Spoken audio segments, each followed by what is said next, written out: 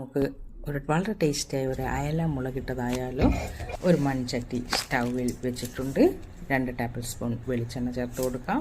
പിന്നീട് കുറച്ച് ഉലുവയും കടുകും ചേർത്ത് കൊടുക്കാം. കടുകൊക്കെ പൊട്ടിക്കഴിഞ്ഞാൽ ഇതിലേക്ക് ഇഞ്ചി വെളുത്തുള്ളി അരിഞ്ഞിട്ട് ചേർത്ത് കൊടുക്കാം. നന്നായിട്ട് വഴറ്റുക. വഴന്നു വന്നു കഴിഞ്ഞാൽ ഒരു 10-20 ചെറിയ ഉള്ളി പച്ചത്തിലരിഞ്ഞത് ചേർത്ത് കൊടുത്ത് വഴറ്റുക. പിന്നീട് ഇതിലേക്ക് ഒരു 2 ടേബിൾ സ്പൂൺ മുളക് പൊടി, 1/2 ടീസ്പൂൺ കുരുമുളക് പൊടി, 1/2 ടീസ്പൂൺ ഉലുവാപ്പൊടി, 1/2 ടീസ്പൂൺ മഞ്ഞൾപ്പൊടി എന്നിവ ചേർത്ത് നന്നായിട്ട് വഴറ്റുക.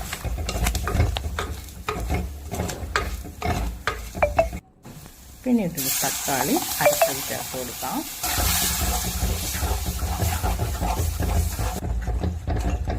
തക്കാളി നന്നായി വഴന്നു വന്നു കഴിഞ്ഞാൽ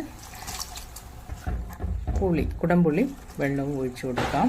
പിന്നീട് 2 പച്ചമുളക് കറിവേപ്പില ചേർത്ത് കൊടുക്കാം. പിന്നീടൊന്ന് നന്നായിട്ട് ഇളക്കി ചേർക്കുക. ഇതിലേക്ക് കുറച്ച് ചൂടുവെള്ളം ഒഴിച്ചു കൊടുക്കാം.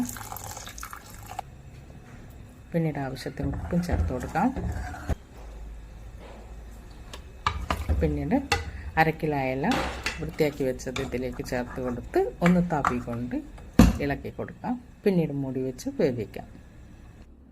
വെന്തതിന് ശേഷം മൂടി മാറ്റി ഒന്ന് ചുറ്റിച്ചു കൊടുക്കുക.